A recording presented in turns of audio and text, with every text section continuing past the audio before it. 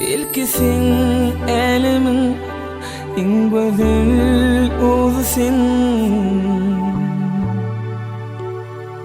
Belki de bahtımın kumayı ödesin.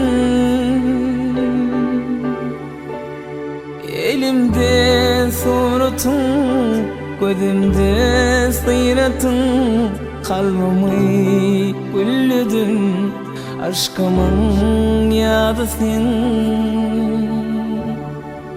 Arzudum sende,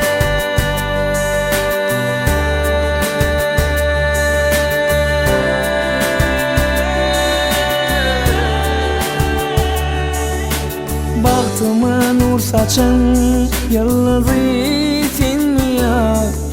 Dillerim sözlese can sevisin ya. Bahtıma nur saçan yıldızısın ya. Dillerim sözlese can sevisin ya. Gözlerim gözlerim hayalim sen ya. Sevde derdimin merhemisin ya.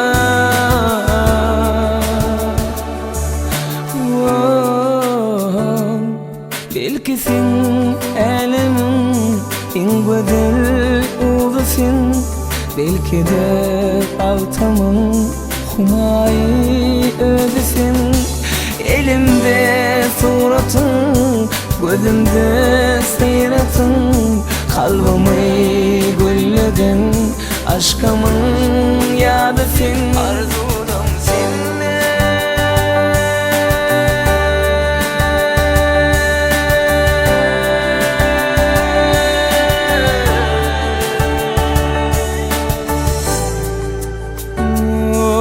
hayalla bağlayan yar telce gülleri, bağlayan illere ne diyecek illeri. Hayalla bağlayan yar telce gülleri, bağlayan illere ne diyecek illeri.